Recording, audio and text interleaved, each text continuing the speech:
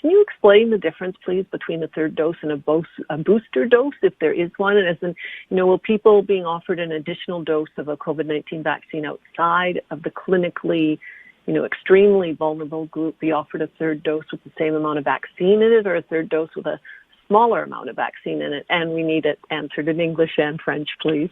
Faites attention. Okay, yeah. So that is it's one of those semantic things that people who are immersed in vaccinology for many years, like myself, have. So technically, a third dose is part of a primary series where you need all 3 doses to build up enough immunity to be considered protected.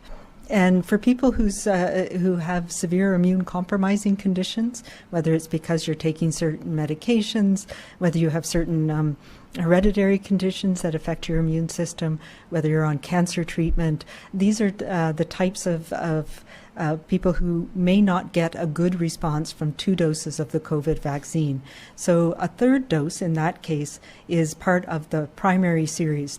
So for most of us, we're saying the primary series is 2 doses. That's what you need to get a baseline level of immunity that gives you protection for a period of time, and we're learning how long that period of time is. And so those are people, that's what you need to get your immune system up to a certain level.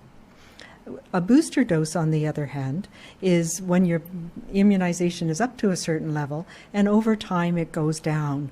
And it is another dose of the vaccine that boosts that response to bring you back up to a higher level. So there are a number of different vaccines where you have a primary series in childhood, and then you get a booster dose every few years, and some of them, like tetanus, for example, where it is actually your protection levels, your antibody levels go down over time, and you need to boost those up every 10 years. So with this vaccine, we don't know yet what the optimal schedule is, and whether giving 2 doses, because the initial trials were done to try and get as much protection as quickly as possible. We're now learning that spacing those first 2 doses of the primary series out makes a big difference in terms of how long that protection lasts, and so you might not need a booster dose.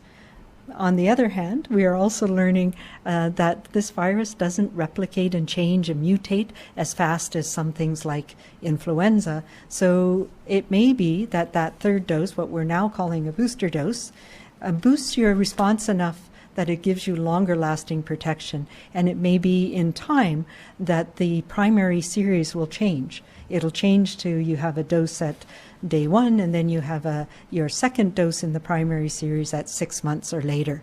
We've seen that with vaccines like for hepatitis B or hepatitis A or HPV. As we learn more, we determine what the optimal dosage is for both the primary series and whether you need a booster dose maybe 2 years later or 3 years later or 5 years later. So there's a lot that we don't know yet, so that's the big, the gray area going forward. But right now, we know that a third dose is needed for some people whose immune systems don't respond to 2 doses in a primary series. And for most of us, the third dose will be boosting of that primary series to get us through a next longer period of time. And I will say as well that both Pfizer and Moderna have applied to regulators both in the United States and Canada for approval of a booster dose. Right now, any of these booster doses are what we call off-label use of the vaccine. Health Canada is considering approving booster doses, and the Pfizer booster dose is the same dose as the adult dose, but Moderna has put in an application for their booster dose. It's a half dose, so they have a much higher amount of the antigen in the product that we're using, and they suggest that they only need half that amount in their booster dose.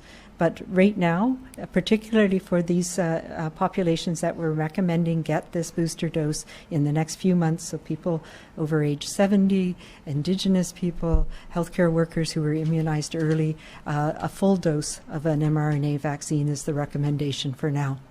And more as we learn more in the coming months.